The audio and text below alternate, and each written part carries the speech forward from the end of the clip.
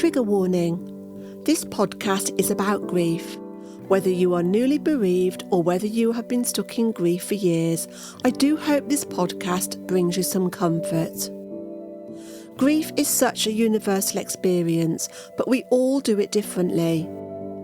This podcast is not about fixing you or forcing the healing process because there is no cure for grief. It can only be experienced, absorbed, loved and cared for. So whether you are doing it privately behind closed doors or like me, you are kicking and screaming your way through, let's support each other. My name is Louise Bates, and my hope is that this podcast shines a light on your path and gives you the strength to navigate your way through the grieving process. I'm sending you so much love and support, and I look forward to sharing this journey with you. Welcome to this episode of A Gift for Grief. This is a space where we explore the many ways people experience, process, and move through loss. Grief can feel heavy and isolating, but in every story shared, we can find connection, comfort, and the reminder that we're never truly alone. Today, we'll be hearing from my guest, Narinder Moore, who will share her personal journey of loss and how Sikh traditions and community have helped her navigate the death of her father and two brothers. Her story is one of deep pain, but also of strength, faith and hope. So welcome, Narinder, and thank you for joining us. Thank you, Louise. Thank you for having me. Now, we first met many years ago when we were attending a workshop with the lovely Jenny Cox and Alan Cox. We both learned a procedure called the balance procedure. Yes. Can you remember how long ago that was?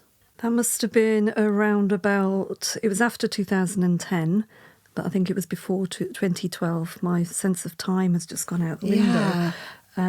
Yeah. It's amazing, isn't it, how our journey together started. Yes, yeah. And now we've been on each other's radars ever since, haven't we? And we sort have of been in and out of each other's lives. Yeah. But I know that you've gone through a lot of grief yourself, which we'll talk about.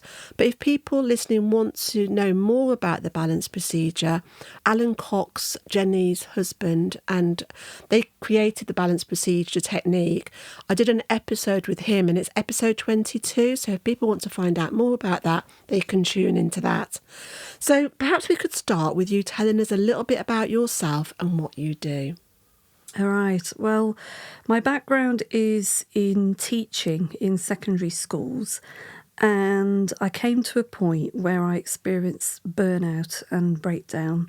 I was working practically 7 days a week with all the work and the paperwork that I was bringing home. And one day in school, I was about to go into a year 9 class, so a group of 14-year-olds. And my head of department was there with me while I was getting all my resources together in preparation for this lesson. And I just broke down in tears and I felt that I couldn't go into the class. At the time, my dad was ill and being cared for by my mum. And my brother had received, my younger brother had received a diagnosis of schizophrenia. So we were dealing with that as well as my dad being ill. So on top of that, having an intense job as well, I just feel that something had to give. So I realised from that point on that I needed some kind of support to help me get through this. And so I turned to complementary therapies, and my first sort of experience of that was Reiki. So I went and did a Reiki weekend down in Reading, and after the first day it just brought up everything that I had been holding down because I felt like I had to be strong for my mum. And so I was a mess. Basically, I was in the hotel room in tears. I rang the lady who was teaching the Reiki course, and she came over and sat with me while I just had a meltdown. And from that point on, I became more and more interested in complementary therapies, and I ended up doing a diploma in holistic therapies. I did reflexology, aromatherapy, different forms of massage, and I worked for just over a year in a natural health centre, seeing clients from there, and I really enjoyed that. Yeah, so that's a little bit in a nutshell. Oh, wow. So you, like me, you've done lots of different therapies over the years. Are you still practicing those now? I'm not doing the sort of hands-on, the physical, the reflexology, aromatherapy.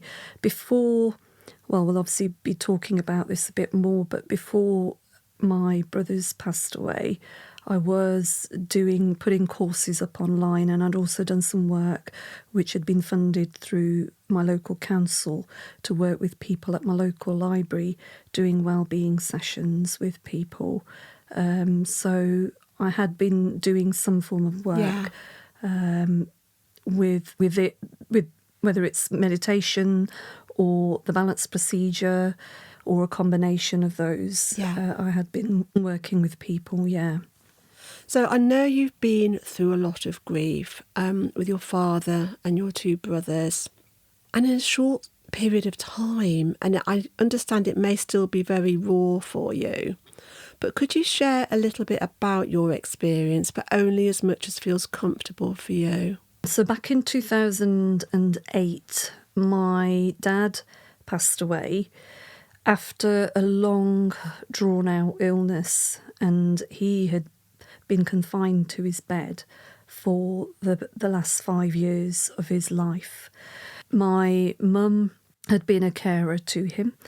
He didn't really want any outside care, so it was an everyday thing seeing him suffer.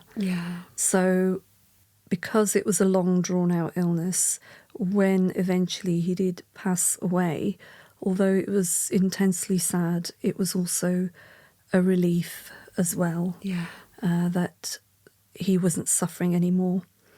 So while that was happening, also at the same time, my younger brother had been diagnosed prior to that with schizophrenia, and he'd been in and out of psychiatric care. And later he was diagnosed to be on the autistic spectrum. So we were dealing with all of that, and then fast forward 2021, after COVID, my older brother passed away after a long illness. And he'd been through quite a lot. He'd split up with his partner, he couldn't see his kids, he'd basically lost everything. He'd lost his job, he'd lost his house, and he ended up back at my mum's house. So that clearly took a toll on him, and he started experiencing some health issues, respiratory issues, and so he'd been in and out of hospital. He was given an inhaler, told that he was asthmatic, and then during COVID, he went for a routine doctor's appointment, GP appointment, and he collapsed while he was there at the GP surgery. And unbeknown to any of the family, then the doctor, luckily he was in the right place at the right time, so the GP straight away got him into hospital, and he was in intensive care and in an induced coma because he couldn't breathe for himself.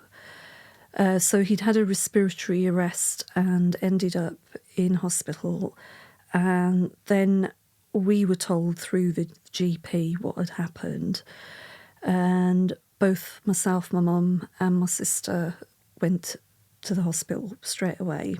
And it was all quite a shock, even though we knew he'd been struggling. And then that was just before COVID. And then during COVID, I know that so many people couldn't see their loved ones in hospital. And that was us. We we were told that we couldn't visit, and he was in an induced coma, and we were told that you can ring us and find out what his condition is, and find out about him and about the care that he was receiving, but we couldn't enter the hospital to go and see him, and that was during COVID. That's so hard, Narinder. How do you cope with that?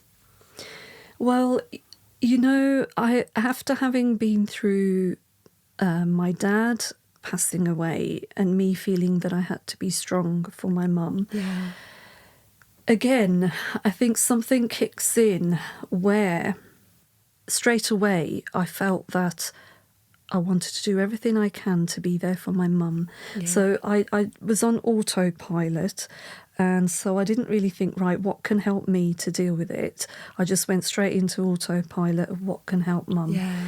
And one of the things that really helped, I think it did help me as well as mum.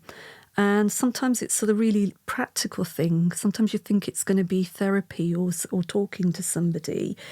But in actual fact, because mum loves to knit, and I found out that there was a neonatal unit at the hospital near where we were, and they were wanting people to knit little jumpers, little booties, hats, to keep the premature babies warm. Yeah. And I latched onto this straight away, and I put it out on Facebook that, has anybody got like a box of wool?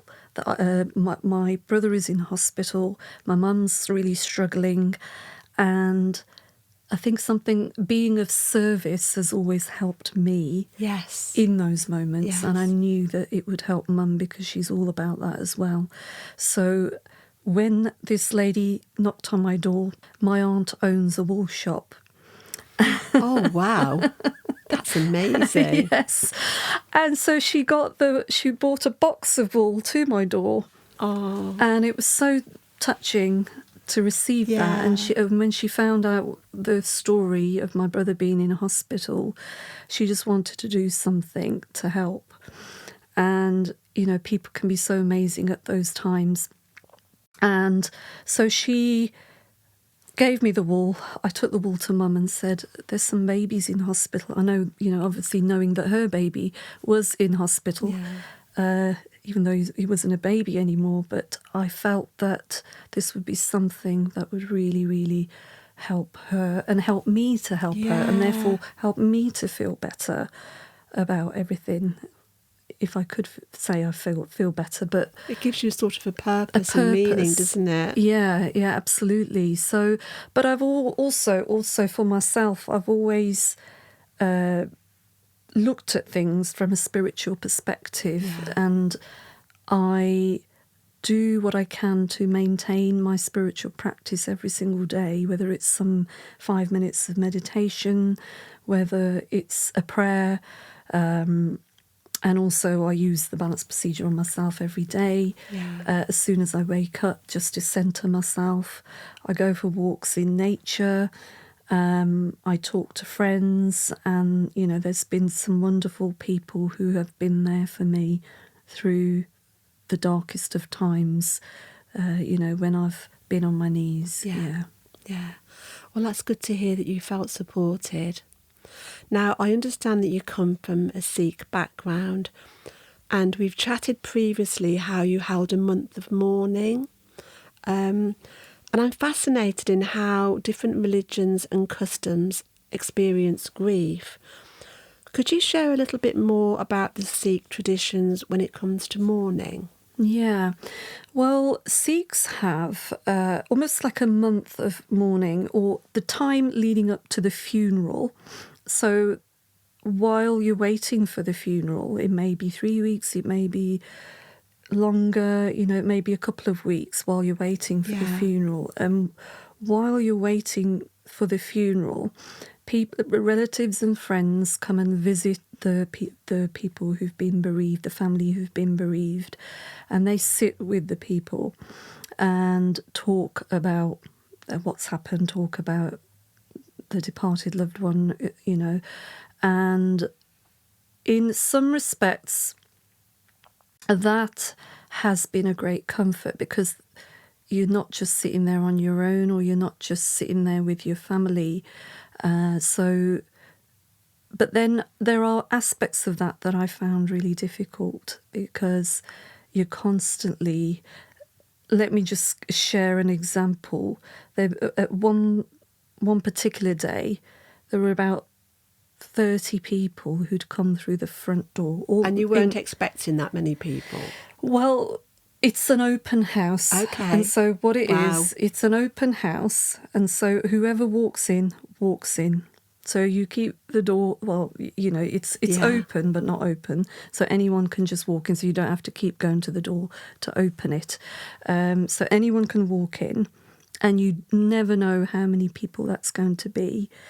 But at the same time, I think I found that on some days it was very draining, because I just found it hard to deal with people. But one thing that I did find comforting was 10 days of prayer, which we had at my mum's house. And my older brother actually passed away in the house, in the bedroom upstairs at my mum's. And so my mum found it extremely difficult to walk past that room. Yeah. And she always kept the bedroom door shut so that she didn't have to go in that room.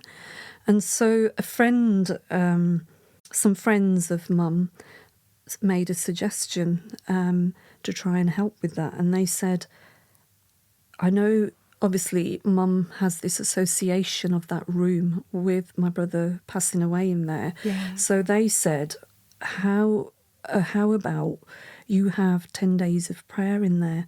And in a way, it's like what we see as energy clearing. Yes. And having a different association in that room or with that room. So we had 10 days of prayers, and people who were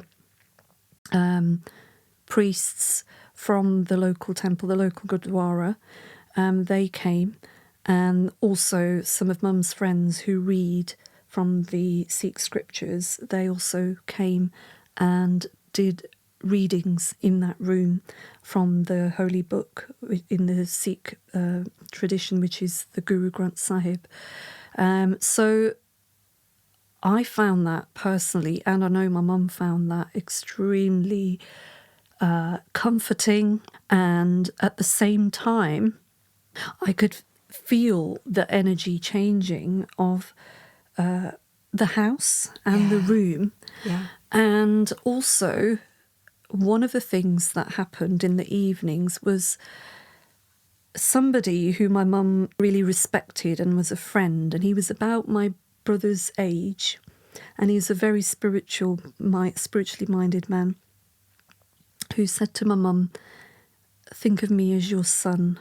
And he was there every single day. It was almost like, if you believe in God, it was almost like he was sent to comfort my mum, almost being the same age as my older brother who had passed away.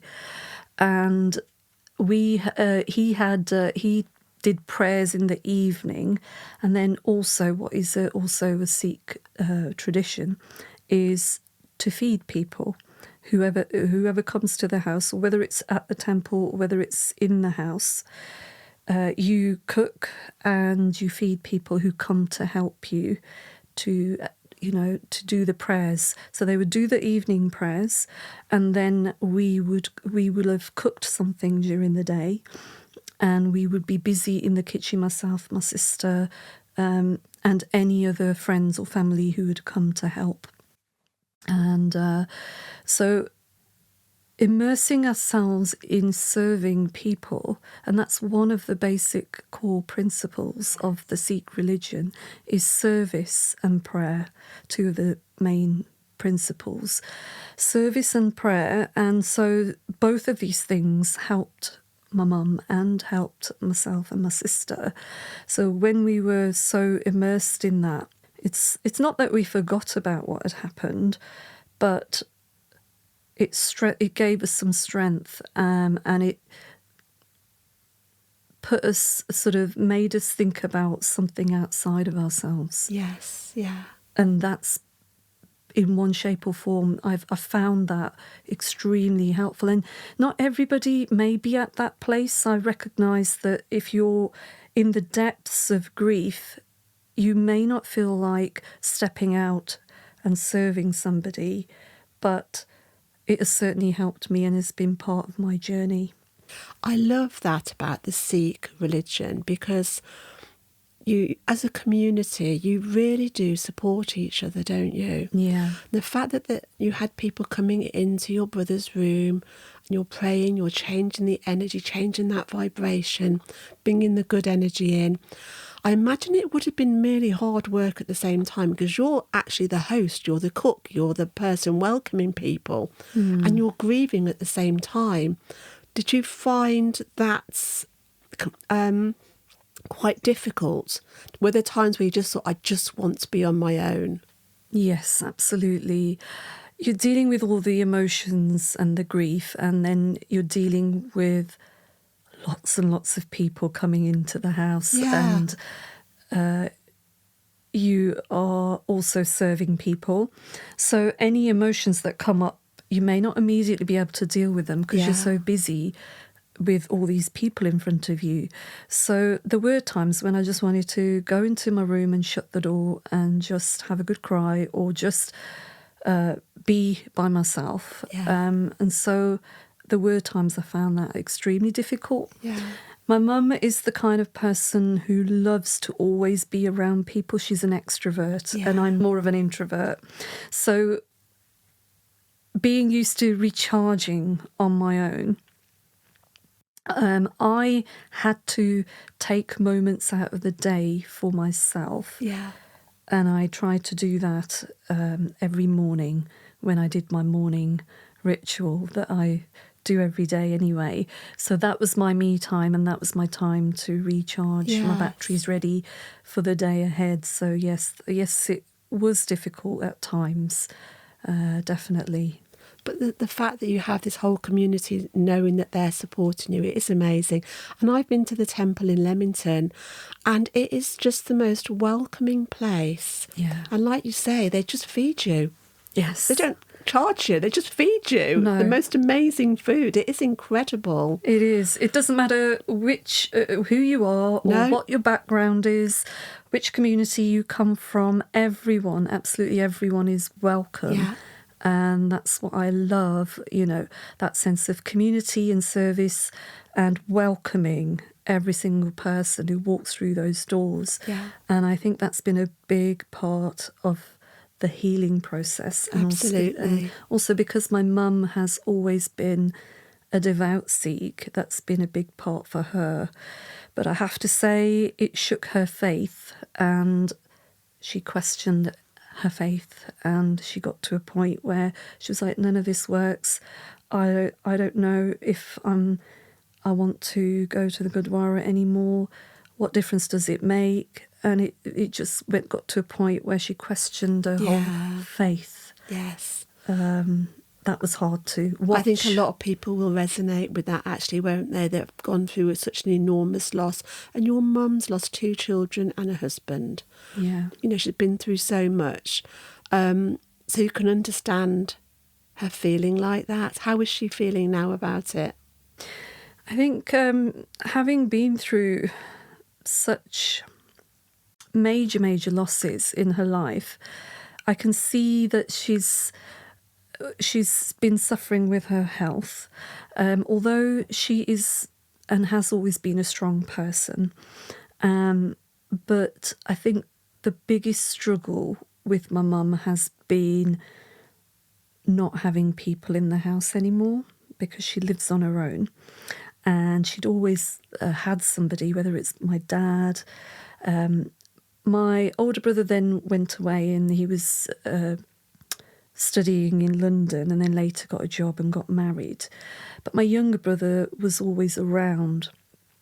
So for the first time, she was on her own in the house. And so I think she struggled with that, although she's she lives in a strong community and she's got some wonderful friends. But then all said and done, when the door is shut and you're on your own, that is the hardest part, when it's just you and your grief and nothing else, when you are faced with it. So she's starting to look forward to things, and she's she's grateful that she's got one of her children at least there still, because I'm a 5-minute drive away, so I can be there at a moment's notice. Yeah, I think you're not just grieving the person, you're grieving the life that you had before those people left. Yes. So a lot of my grief has been to do with that, grieving the life that I used to have before my brothers passed away, knowing that I didn't worry, was Mum okay during the day when I'm at work and things like that. Yeah. So you carry that responsibility now, looking after Mum. Yeah. So logistically you're 5 minutes away as well. But the loss of a sibling is often overlooked in discussions about grief and loss, because most of the attention is given to the parents of the deceased children. Was there ever a point where you felt overlooked? Yes. From the very early stages, when people would come, when we had the mourning period, and I felt that all the condolences and everything were directed at my mum. Yeah. And my sister and I were busy trying to organise things and be there to receive the visitors and everything else. So it was always, when people spoke to us, they would be saying things like, now take care of your mum, take care of your mum, make sure that you do what you can for your mum.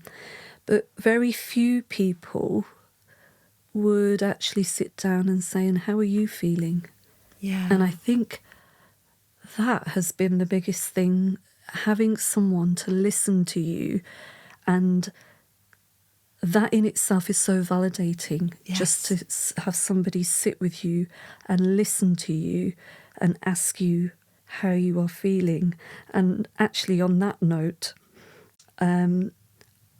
I don't know if it's okay if I can share a little poem about that. I would love that. Because I have this book by Donna Ashworth called Growing Brave, and I randomly opened a page this morning, knowing I was coming here, asking what is my message for the day, and it's exactly about being heard and being listened to when you have been bereaved.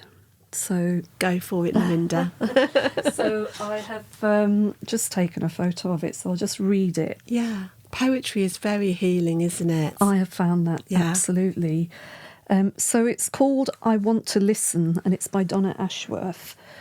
And it says, if you ever want to talk about the person you are missing, I want to listen, always. And as you do this talking, they come alive again. For me, whether I knew them or not, your love, your stories, your picture painting of them works, and the air around me fills with an energy that is life-affirming and joyful. I can't explain the science, but I can only assure you of the effect. It's real. They are real. And if you ever want to talk about them in that energy, effusive, enthusiastic way that you do, I want to listen. I love that. Donna Ashworth, her books are amazing, aren't they? They just get right to the core of how you might be feeling. And that's exactly what I wanted to share, because I felt like I wasn't being listened to. And that's not pointing a finger saying, oh, you know, they didn't listen to me. But that's just saying what would help me and what would have helped me. Often all anybody wants is to be heard. Yes. And if somebody says, let me know if there's anything I can do for you, just to sit with a person through their pain, whether they want to talk or not, and just to listen and to be heard is hugely powerful. Yes. And you've, experienced loss on top of loss on top of loss. How did your grief experience with the death of your brothers differ from the death of your father? Well, the death of my father, it was a long, drawn-out illness, and there were points when we were told by the doctors that we would be losing him. And because, as I mentioned earlier, it was when he finally passed, his suffering was over. But one of the things was almost how prepared a person is before. Yeah. I know you can never be prepared in a way that you would prepare for an interview or anything like that, because no matter how ill the person has been and how long term it has been, you may never feel prepared. But there is that coming to terms with it. Say if a person dies suddenly, Yeah. or if a person has a long-term illness, there is a certain amount of coming to terms with it and giving you time to prepare for that eventuality. Yeah. So I think for my dad, there was more of that feeling that this is going to happen, and this is eventually what the end point is going to be. But also, after my dad, I felt like I hadn't dealt with my feelings, and I just felt like I had to be strong for my mum. So Yeah. I'd squash down my feelings. So as a result, I developed a medical condition, an underactive thyroid, and your thyroid is all about self-expression. And because I didn't express the grief properly, I developed an underactive thyroid, which I then had to go to get medical treatment for. So that really taught me quite a lot, because although I went on medication, and then I also worked with a therapist as well, and she did something called the emotion code. And she dealt with the emotional side of things, but also worked with a naturopath who also muscle tested me, and it showed that wheat and gluten were making it worse. But also she gave me some herbs to help me with my thyroid. And so I realised the importance of expressing your grief so that you're not making yourself ill. And so that was a really, really valuable learning for me after the death of my dad. So after the death of my older brother, now bearing in mind that he had also been in and out of hospital quite a lot, and then he'd been in a coma twice, and so it was all touch and go. So although we had thought of the possibility, and the doctors had also said it was touch and go and they weren't sure that he was going to make it, when eventually he did come back home from hospital, we thought that he was on the up and the worst was over. So we were not really expecting, even though he had been. So this is, sometimes you think if there's a long-term illness, you're more prepared for it, but not always the case. There's still that hope there that maybe he is now getting better. So we had that hope, and we thought he's now on medication, on a lot of medication, but perhaps now he's out of hospital and he's out of the woods, so to speak, then he is on his way up. So it still came as quite a shock to find that one day he passed away at home. So, oh gosh, that was a shock for you then. Yeah.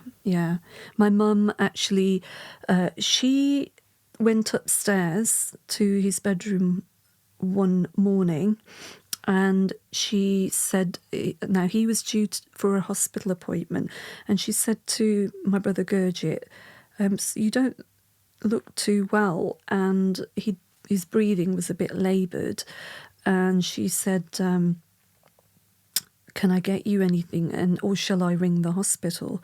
And he said, no, I'll be fine, just get me a cup of tea. And she went downstairs to get him a cup of tea. When she came back up, he'd gone. So Oh my goodness she me. found him, and that in itself was quite a shock for her and for us, and also for her to find him gone in his room. You know, if somebody dies in hospital, I know there is no comparison, but not having to deal with finding somebody you love after they've died. And was your mum on her own? She was on her own at the time. I was at work. My sister was in London, and all she could do was ring the neighbours who were good friends, and they were at home, and she called them over, and they came, and one of them, the husband and wife, and the husband said, well, just, I'll call the ambulance. I'll get my son to call the ambulance, and I think he's still alive. But he'd already gone. Yeah. And so by the time the ambulance came, they were trying to resuscitate, but he'd already gone, clinically dead. So finding him like that, you just can't put into words. No, I mean, that's just you're not expecting that to happen. And in your own home, I just can't imagine as a mum how that would feel. And when somebody dies in hospital, you're surrounded by medical professions and they can guide you. And but is just a mother's worst nightmare, isn't it? Mm-hmm. Yeah, yeah. And I was called at work by my sister, who told me what had happened, and I just dropped everything and came home, and that was the longest journey from work to home, not knowing, because obviously they don't take that person away straight away. That person is still there until the people arrive and to take him away.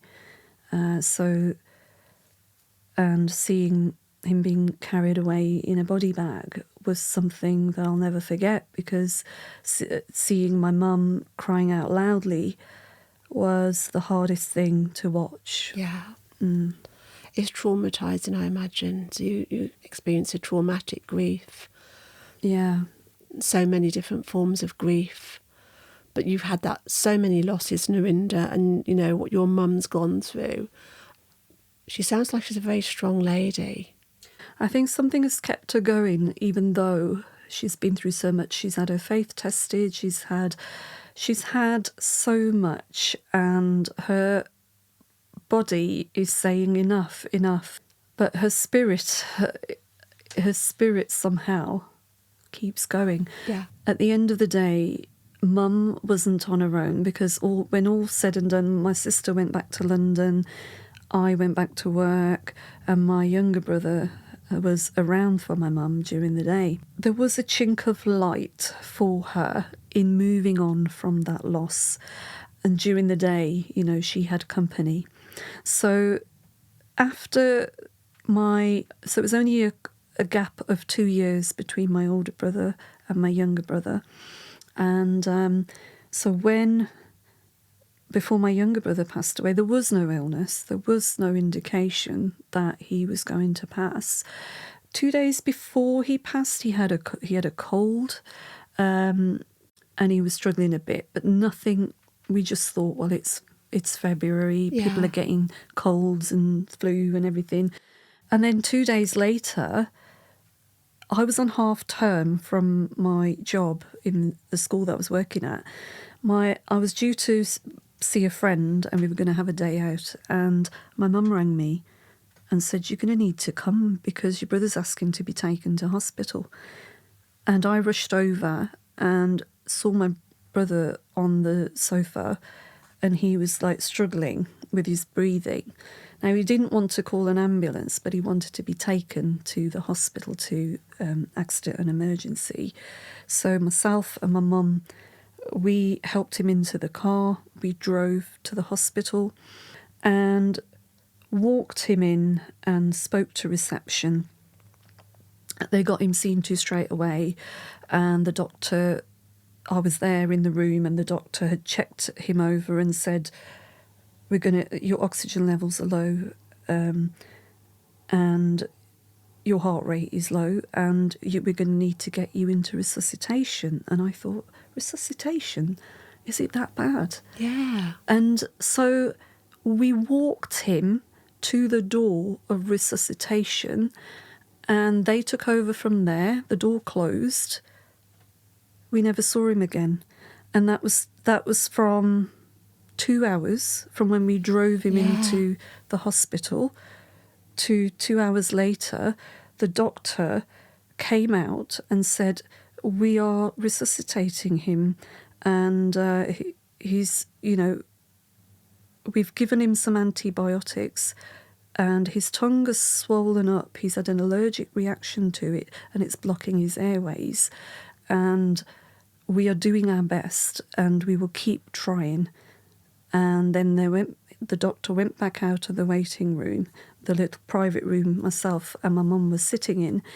And then after 10 minutes, well, what seemed like an eternity, the doctor came back in with his team who had been in resuscitation, and they were very subdued, and they came and sat down, and straight away I knew what had happened without the doctor saying anything. Sat down and said, we're so sorry, his heart has stopped and he's passed away. That's unbelievable, isn't it, to think your brother's got a cold, he's not feeling very well. Yeah.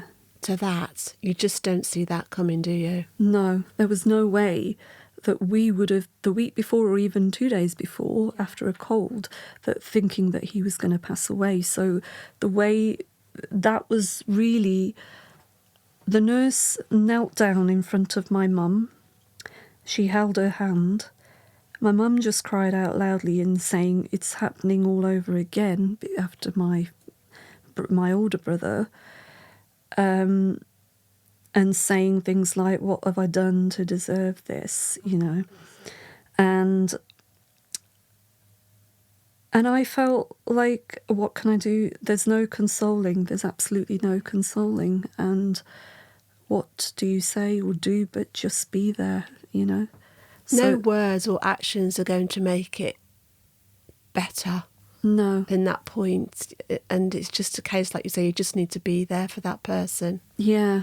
But you need to be there for you as well. You need someone to be there for you. Yeah. So I felt that was the hardest bit. I think there is no comparison with all the losses, but I think it felt like there was no comeback from this one. It felt so like there was a little chink of hope after my older brother passed away, but I felt like there was nothing after my younger brother passed away, and it was just this dark cave that I was in, but knowing I had to carry on for my mum. Yeah. And knowing that I couldn't just collapse in a heap, and what would happen to mum if I did, Yeah. I think that's the hardest bit, really. And your siblings are your lifetime partners, aren't they? Yeah. They go through so much, you share so much, and you expect to live, to an old age, if you're very lucky, and share each other's lives. So to lose your brothers at such a young age, it's not the order of life, is it? It shouldn't be how that happens. It's not expected to happen like that. It isn't, no. I mean, when we went in the Sikh tradition, we have cremation, and when we went to scatter the ashes, we went to the River Soar in Leicestershire behind the National Space Centre. And when we went to scatter the ashes, 2 years apart, and my mum at that point said it should have been, as we scattered the ashes, she said, it should have been me whose ashes you scattered, not me scatter your ashes. You know? Yeah. So that was really hard to watch. But also within the Sikh tradition, people get cremated because there is this idea of non-attachment to the physical body, and that we don't have memorials to anyone. There should be no lasting trace of that person's physical presence. It's almost like you've been given a body. You are a soul. You're not the body, and so you have a cremation, and then your ashes are scattered, not to be seen. Nothing of you is left. Yeah. So, you know, that people don't dwell on the physical body, and they focus on the fact that, well, this belief that you are a soul, and there is no death, it's eternal, you know, you will carry on in some shape or form. And I really like that, because we are all just energy encased in this physical body. Yeah. And it just makes sense to me that you don't need that physical body, and by cremation it's a closing and letting that go, and the energy goes on, the consciousness lives on, and like you say, there is no death energetically. Yeah, I think there's a comfort in that. I find there is no finality, you know, it's not final, and you know your life has a purpose, and you know that you know, Sikhs, Hindus, other traditions believe in reincarnation, and you know that it's not just about you live your life, you're trying to enjoy as much as possible, then you go. It's like, well, how much good have you done? Have you lived your purpose? You know, if you believe that every soul has a purpose, and if you believe that, you know, you're not just here for yourself, and how can you live if you believe in God? How can you be God in physical form and be able to do as much good as possible, you know? Yeah. And I think having this belief that we are energy and that we do exist in some dimension or some plane somewhere, having that belief doesn't protect you from feeling the grief of their death, because as humans we have to continue without them. They're not physically with us, so having that spiritual belief doesn't protect you from the grief, does it? No, it doesn't. You still go through the grief, but it's pain with a purpose. I feel it's pain with a purpose, and it doesn't protect you from the grief, but you know, well, I felt that I had something to hang on to rather than just be in the darkness with nothing, you know, and that really helped me. Yes, yeah. And what else helped you? Because I know you mentioned you saw somebody that practiced the emotion code. Was there any one thing that really, really helped you apart from the emotion code? I felt that it was little things each day, because sometimes the way I was feeling, I felt like, does any of this work? And I had the resistance to even using the things that I knew and love, like the balance procedure. And I was so there were times when I just felt like throwing the cards away. Yes. And I just thought, what, does this make a blind bit of difference to the way I'm feeling? And so for me, it was the little things. And if I could wake up and I could just sit with myself, maybe not in a deep meditation, but just sit with myself to tune in, to see what's going on, or to have that connection beyond just what I was immediately feeling. And also time in nature, time with the trees. Yes. You know, it's very healing, isn't it? Yeah, absolutely. And I've always, every single day, I try and get out and have some of that. Yeah. And that's been for me something that's also been hugely helpful. and as well as reading, writing, singing. Later on, when I felt more in a sort of stable, more of a stable place, singing and dancing. Yeah. When I felt like I was at that point where it was okay for me to experience joy, because it's not always, you don't always feel when you're grieving. How dare you feel joy? Yeah, because that guilt kicks in. How can you feel so happy? Yeah. Your brother's died. Yeah, absolutely. Yeah. And so I think also, I've always sort of been interested in personal development and reading books, and I don't know if I feel if you at this point you'd like me to share some of the things that have helped me in That'd terms be lovely. Yes, please. So one of the books that I read was by Anita Morjani, Dying to Be Me. Oh, yes. I Yeah. love that book. And so anybody who may just want to know a bit more about her story, so she was at end stage cancer, and it was terminal. The doctors told her it was terminal, and she didn't have long left to live. And so, but then she had an experience at the hospital where she left her body, and she could see herself floating above her body, and she saw her dad, who had already passed over. And her dad said that you have a choice. You can go back in. She heard this voice, and you have a choice. You can go back into your body, or you can come and stay here where you are. But there are some lessons that you need to learn, and some of those lessons are to do with loving yourself. And that was something that she felt that in her life she had struggled with. And this was also testimony to how if we don't deal with certain emotions, that can also lead to illness. I'm not saying people who have cancer haven't dealt with emotions, because that is something that would be hugely triggering to say, but we have a physical body, and we also, our emotions, I've always felt that our emotions affect our physical body. And so she decided to come back into her physical body.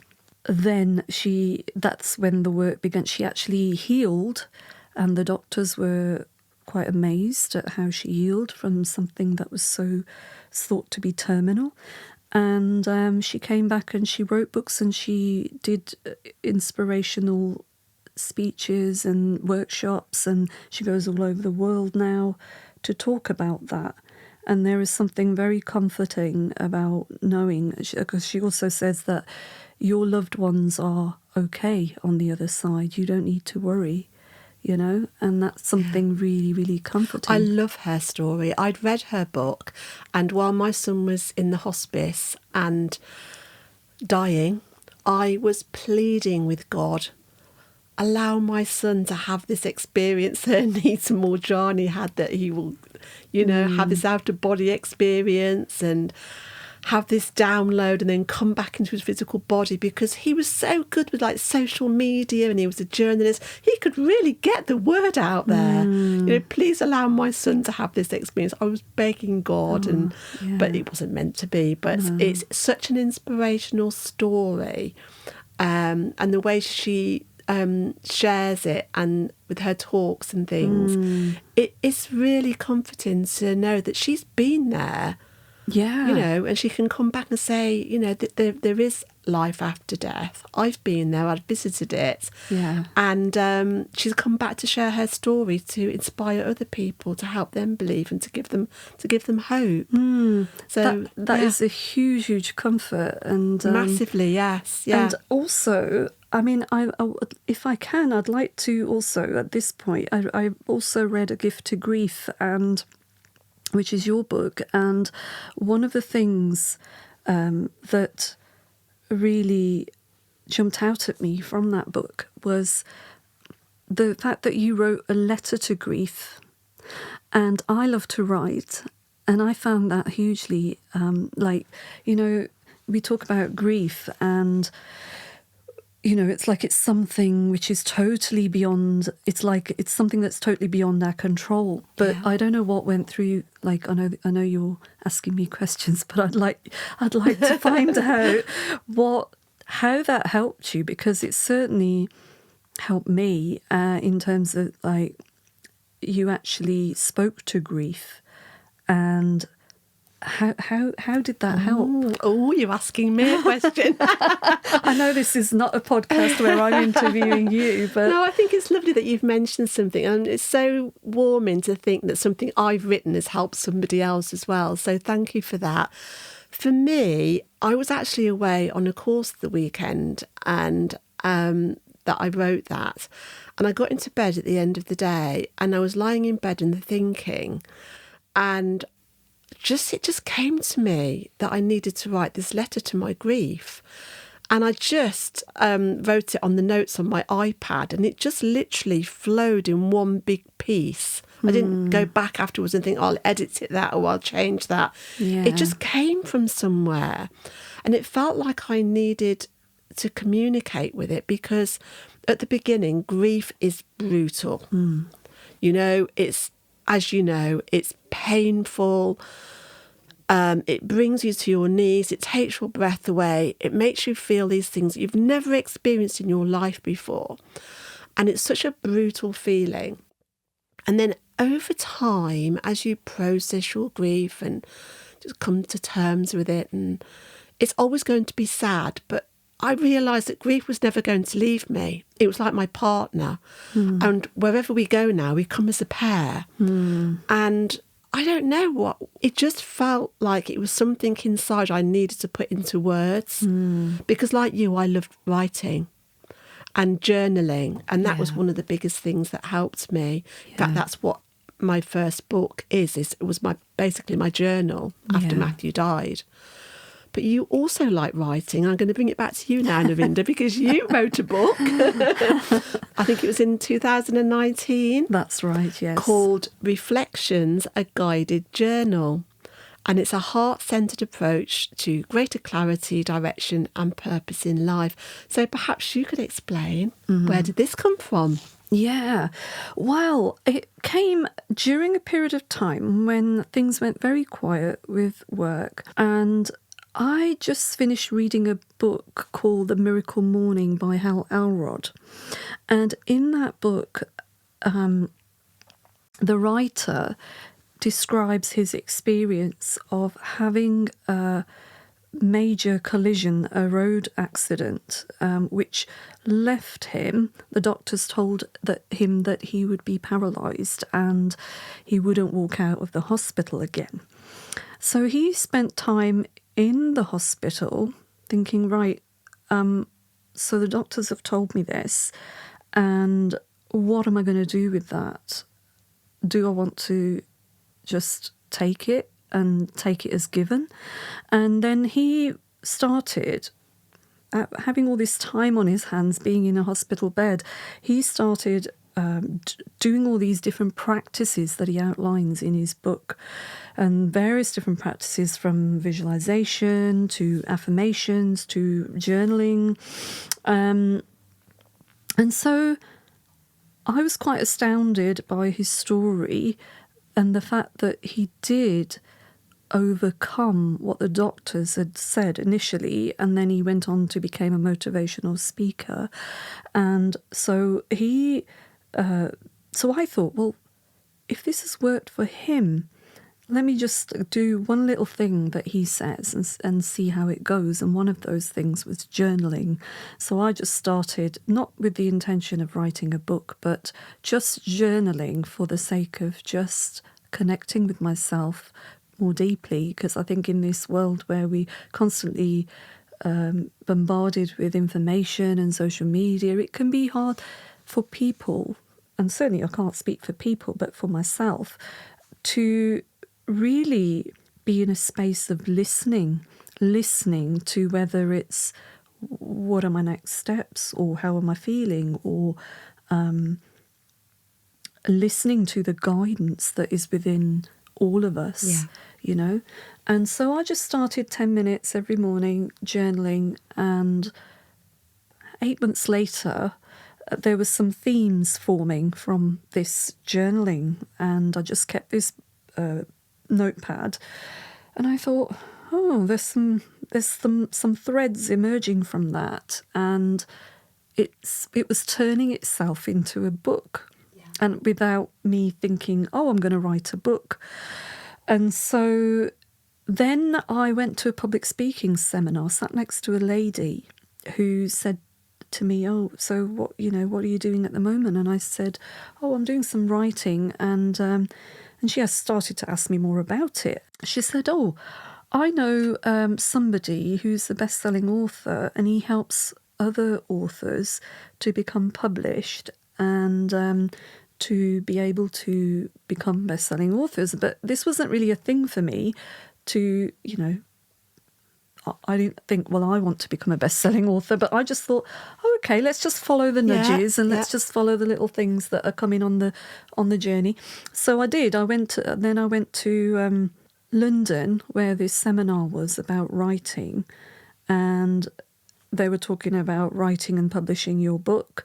And then at the end of the seminar, now it felt quite expensive to me at the time, but I took a gulp and signed on the dotted line for them to help me for a year to write this book. And so this was published in 2019, and really it's encouraging people to, it's a journal essentially, and it's got poetry in there, and it's encouraging people to just connect their heart with their pen, which I have found immensely healing. It's such a beautiful book, and it's an ideal book for people, especially who are going through grief, because it almost guides you through the book, and the poems and quotes and things, they're very inspiring and uplifting.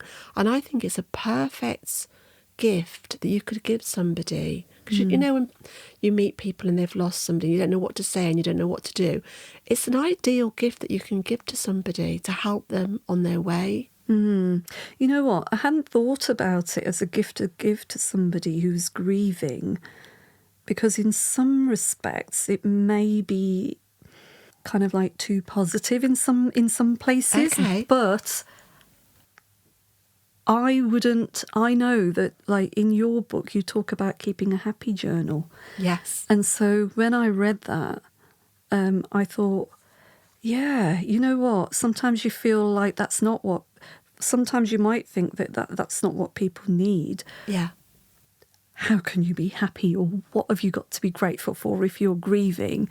But it does help you through, and I know you shared that it helped you through to be able to focus on the positive things and the things you were grateful for, or some lovely memories that you might have had. And so thinking about that, I can see where you're coming from. It absolutely is, yeah. I mean, I do talk about having a happy journal, which you think when people are grieving, that's the last thing they're going to want to do. But it's just, for me, it's a little book that keeping the coffee table, and it might be, Bill will occasionally write me a little note saying, telling me he loves me, and I'll keep it. And that goes in the happy journal.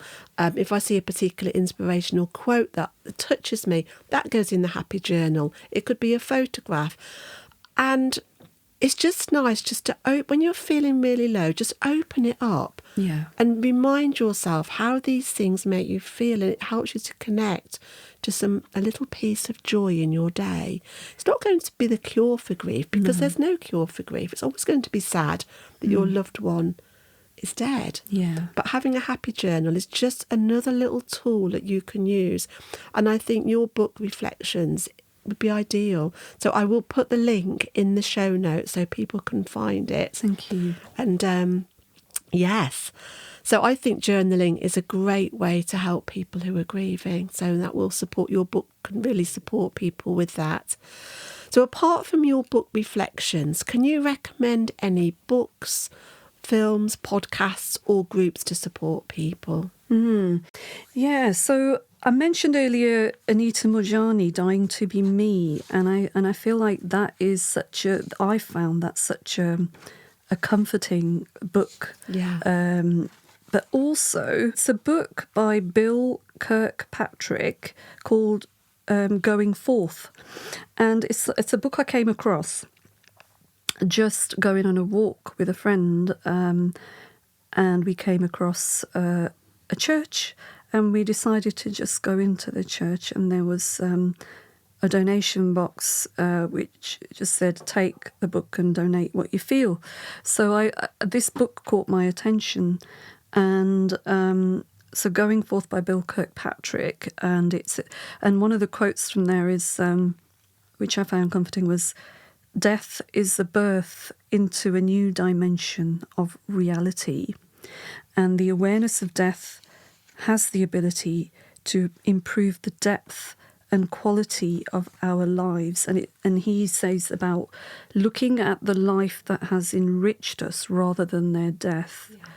So looking at how their life has enriched us certainly has helped me to deal with. Now, I was going to say the loss that I experienced, but I was thinking about this word, when you say you've lost someone, and the word lost, and I was listening to somebody, and I can't remember the name of the actual pod. I listened to that many things, but I can't remember the name of the actual podcast, but he was saying something about, the word lost, and it's almost like, say, and I don't want to sort of this to sound any kind of patronising or anything, but it's like, say you lost your phone. It means that it was your phone and you were intending to keep it. And so in the same way, it's like that person was yours and you were intending to keep them. And so what Sikh philosophy also says is that they don't belong to you, and you're never going to keep them. Either you're going to go or they're going to go. Yeah. So they're not something you're going to keep. So if you say the word you've lost somebody, then it implies that they belonged to you. Yeah. And the philosophy that I'm talking about is saying nothing belongs to you, and it's about this word in the Sikh philosophy, which is hukam, Hukam, which means divine will. And this is, acceptance. We talk about the 5 stages of grief. Yeah. And acceptance being one of them, and people going through grief, you hope that that's the stage you get to. And some people can become stuck in their grief, and Yes. there might be, denial, anger, whatever, any of those different stages. And so Sikh philosophy says about acceptance and hukam and divine will, and that nothing belongs to you. And so this idea of going straight to acceptance, but that can be the hardest thing. Yes. How can you get to that place? And there's lots of things we talked about that help you get to that stage. And obviously if you get stuck, grief at the end of the day, it's without simplifying it's an emotion which is moving through you. And like all emotions, unless you become stuck in those emotions for whatever reason, then you won't come, the aim is to get to acceptance. But it's realizing that it's a process, but it's also it's energy moving through you. Yes. Yeah. And I like to think of it now, looking back over the journey that I've gone through since my son Matthew died. I almost like to see it like a sacred journey. Now that might trigger some people that are in the early stages. Yeah.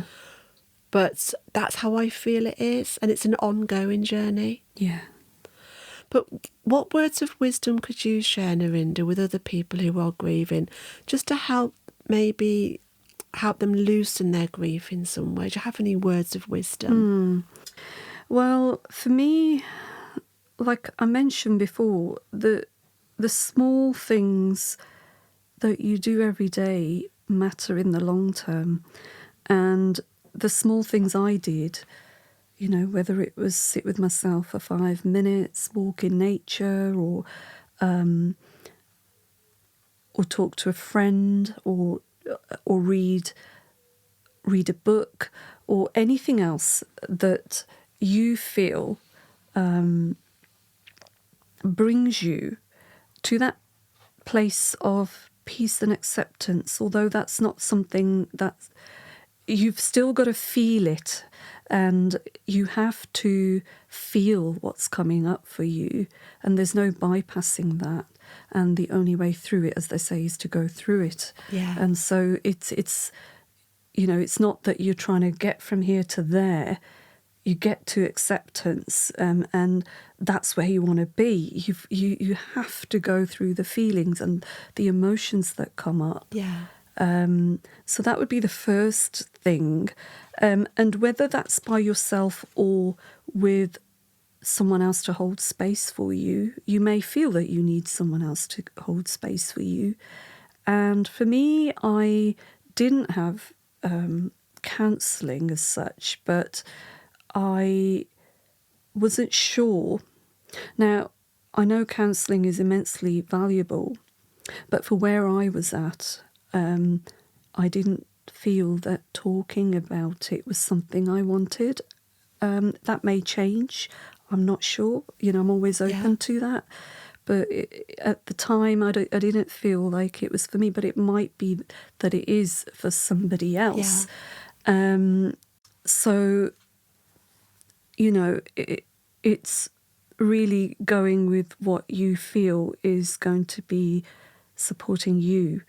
And that might not be the same thing that supported me, And also, I feel that, okay, you can't see your departed loved ones in the physical, but I do believe that they still exist in another form, and I feel like I've had, if for somebody who maybe that resonates with, I do feel that, that is something that has certainly comforted me, and I have felt like I've seen signs. That was going to be one of my questions. Do you believe our loved ones can give us signs? I'd love to hear what yours have been. Yeah, well, you know what? My older brother loved his music, and one of the, he'd go to concerts and see his favourite bands and everything. And I do feel that sometimes messages can come through. I mean, messages can come through many forms, but one of the forms that I feel like they've come through for me is through music, whether it's getting in the car and the same song suddenly comes on. Like on 3 different occasions that you've got in the car, the same song has come on. And so I don't see anything as a coincidence. And, it's something that I feel, okay, it's a nod. It's like a nod to my brother Gurjit that, he loved this band U2. And if the same song keeps coming on, then I'm like, I hear you, brother. And I know that meant a lot to him.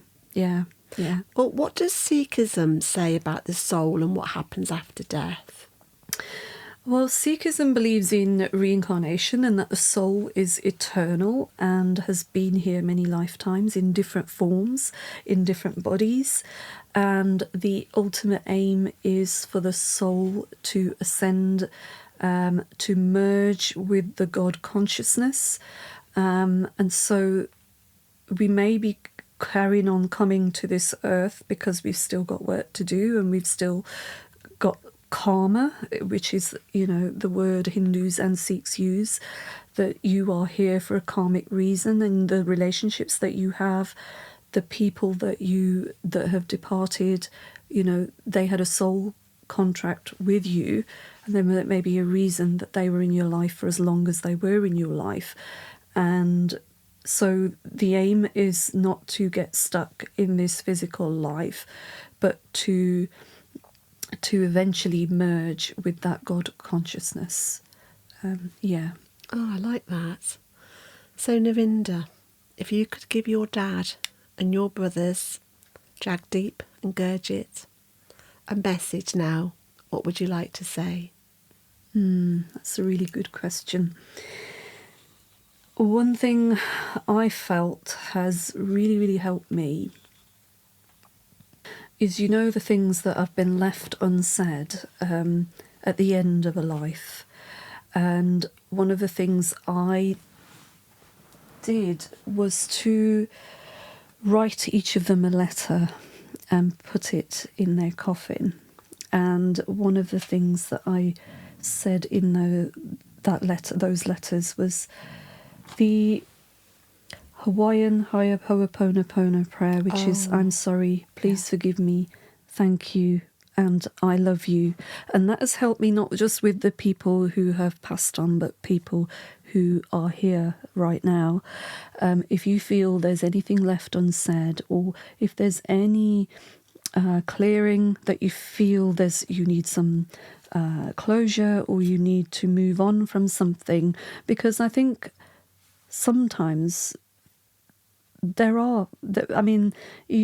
can romanticize death, if you like, in a way that we can only see the best of people after they have departed, and you only want to remember the best of people. And sometimes there are things that haven't been resolved, and I use this sometimes to help with clearing the energy if I feel that something has been left unresolved. And so that's one of the things. But also, I would also like to ask my dad, my brother, and both my brothers, that what do you know now as a soul that you didn't know in the physical? And I think that would be just amazing to get the answer to that. That's very deep, isn't it? I do love that. Oh, Narinder, thank you so much for being a guest on my podcast today. Thank you for openly sharing your story of love and loss. Your journey reminds us that while grief never fully leaves us, faith, community and remembrance can help us carry our loss with strength and grace. So, listeners, if you're grieving, I hope this conversation reminds you that you are not alone. And even in the darkest moments, there can also be connection and meaning. As the Sikh teachings remind us, we are all part of one creation, and in that unity there is both solace and strength. So Narinder, if people want to get in touch with you, do you have socials, website? Yeah. So my website is narindermoore.co.uk. I do have a Facebook page as well called the Live Well Learning Hub as well, so people can find me there. Lovely. I will share this in the show notes. So if today's episode has resonated with you, feel free to share it with someone who might need to hear it. I'm Louise Bates, author and your host. So until next time, take care of yourself, hold space for your feelings, and may you find peace on your own journey through grief. I'll catch you next time on the next episode as we keep unpacking the heartbreak, the strength, and the surprising gifts that come with grief. Thank you for listening to this episode of A Gift for Grief. If you found it comforting, please consider subscribing to my podcast so you don't miss any future episodes. Please also leave a review because it helps others to find the show. Together we can help each other become more grief literate. To learn more about my personal journey and my 2 books on grief, visit www.louisebates.co.uk. The music on this podcast was written and recorded by my son Matthew Bates and can be found on his 2 albums, Fight Back and Kaleidoscope. And finally, if you're struggling with grief or concerned about your mental health, please reach out to your doctor. You don't have to go through this alone. Until next time, be gentle with yourself and thank you for listening.